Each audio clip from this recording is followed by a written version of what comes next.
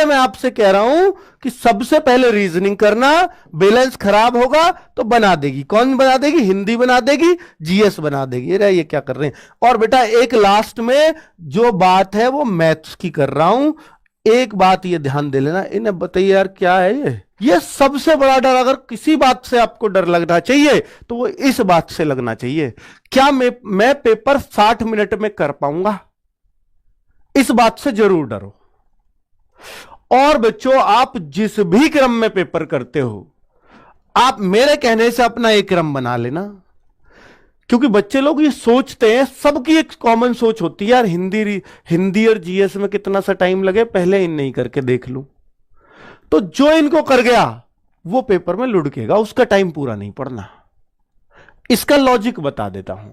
जो बच्चा ये सोचता है कि मैं हिंदी या जीएस को पूरा कर लेता हूं, तो जो चीज भी आप पहले करोगे उसको बहुत ध्यानपूर्वक पढ़ के करते हो। जीएस के 20 में से आपको 12-13 क्वेश्चन ही करने लायक आते हैं, और आप पूरे शुरू में करोगे ना, पूरे 20 के 20 पढ़ोगे उनको ढंग से।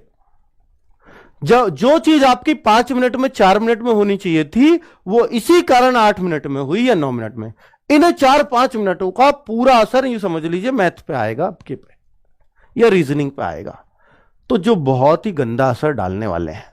ठीक है, तो आपसे मैं कहूंगा कि आप जो भी क्रम में पेपर करते हो, प्लीज उसको चेंज करके आप सबसे पहले रीजनिंग करो, दूसरे नंबर पर हिंदी करो, और तीसरे बेटा देखिए, अगर रीजनिंग ने आपका तालमेल खराब भी किया, जैसे आपको लगेगा यार अभी तो मेरा 1 मिनट में एक ही क्वेश्चन हो रहा है, पर यह हो रहा रीजनिंग का है, यह बड़ी बात है। रीजनिंग का हो रहा है, टाइम टेकिंग है, कोई बात नहीं, रिलैक्स रहिए। 1 मिनट से फिर भी पहले करने की कोशिश करिए, पर 1 मिनट में भी एक हो रहा है। एक तो बच्चा कर रहा है हिंदी और वो खुश हो रहा है यार मैंने 10 मिनट में 15 क्वेश्चन लुढ़का दिए। तो भाई तूने कुछ नहीं किया, तूने तो बहुत टाइम खा लिया, ये तो 20 से भी ज्यादा होने चाहिए थे। पर वो खुश हो रहा है कि मैंने तो बहुत अच्छा चल रहा हूं। नहीं, अच्छे नहीं चल रहे हो आप, बेकार चल रहे हो। लेकिन आप रीजनिंग के 15 मिनट में 15 क्वेश्चन भी कर पा रहे हो, बढ़िया है, कोई दिक्कत नहीं है, कोई समस्या नहीं है। ठीक है, इस तरह से अपने टाइम को मैनेज करना।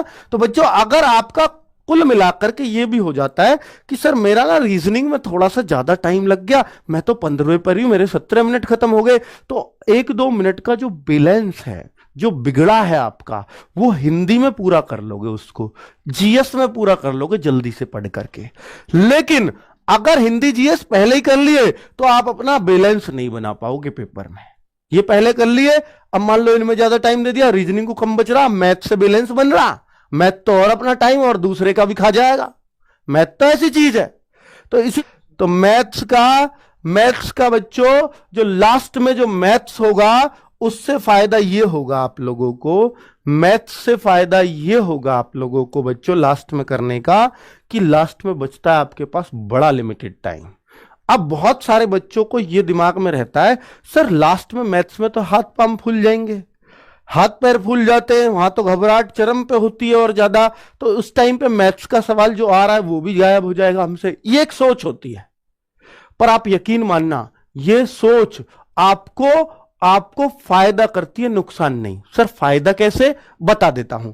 मैं ये मूंड मारता मारता आपसे थक गया हूं कि मैथ्स के उन क्वेश्चनों को, या रीजनिंग में भी ये करना जो क्वेश्चन एक बार में समझ में ना आए उसको गोला कर देना, और जो एक बार में समझ में आ जाए बस उसी को करना।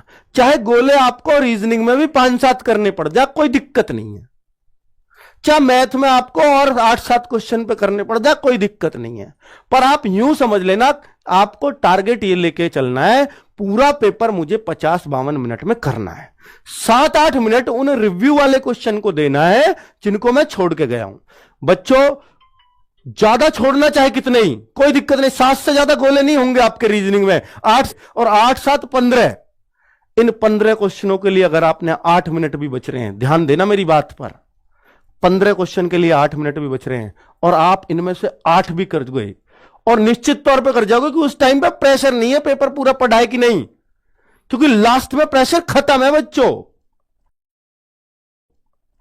उन 8 मिनट में यह दिमाग में आएगा आपको कि यार पेपर तो हो ही गया है, अब इनमें से जो हो जाएगा मेरे लिए बोनस है। उनमें कॉन्फिडेंस चरम पे होता है। उन 8 मिनट को बचा लेना अपने रिव्यू क्वेश्चन के लिए, ये टारगेट लेकर के जाना। आरडब्ल्यू पर आपके लिए मॉक आएगा, वो एक मॉक जो होगा मेमोरी बेस होगा। मेमोरी बेस कैसे होगा कि बच्चों से क्वेश्चन तो पूछा नहीं जाएगा, लेकिन कहीं ना कहीं आप जैसे बच्चे जो भी कनेक्ट है एक दूसरे से, वो तो क्वेश्चन बताएंगे ही। तो वो जो क्वेश्चन बताएंगे तो वो क्वेश्चन तो सेम नहीं रख सकते और वैसे भी क्वेश्चन वो रिपीट नहीं होगा, लेकिन उसके आसपास के जो क्वेश्चन होंगे वो आरडब्ल्यू पे आपको देखने को मिलेंगे, ताकि आने वाली शिफ्ट में कोई ना कोई क्वेश्चन ऐसा आपसे टकरा जाए जो आप लोग उसको अटेम्प्ट कर लो। ठीक है, तो आप लोग भाई जिनका भी एग्जाम नेक्स्ट डे होगा वो आरडब्ल्यू पे उस मॉक को जरूर लगाना, उससे बहुत ज्यादा बेनिफिट होगा आपको, क्योंकि आरडब्ल्यू पे जो मॉक बनेगा आप वो मेमोरी बेस बनेगा, और मेमोरी बेस अगर मॉक आप लगा के चले गए तो आपका कम से कम 50 से 60% पेपर तो आपका सॉल्व हो गया। समझ रहे हो? क्योंकि उस पैटर्न को ध्यान में रखते हुए, रीजनिंग के उस पैटर्न को ध्यान में रखते हुए, मैथ की उस कैलकुलेशन को ध्यान में रखते हुए, जी के जीएस के पोर्शन को देखते हुए, करंट अफेयर के डाटा को देखते हुए, और आपका हिंदी का जो मटेरियल है उसको देखते हुए ये मैप जो बनेगा मेमोरी बेस मॉक, ये वो होगा जो आपके एग्जाम में आपको बिल्कुल टारगेट करेगा अच्छे मार्क्स लाने के लिए। तो सभी बच्चे जितनी भी शिफ्ट रहेंगी उस शिफ्ट के हिसाब से मेमोरी बेस मॉक आपके लिए आता रहेगा। तो हर शाम को आपको मेमोरी बेस्ड टेस्ट जरूर देना है, आरडब्ल्यू पे आपको काफी ज्यादा हेल्प आपको होने वाली है।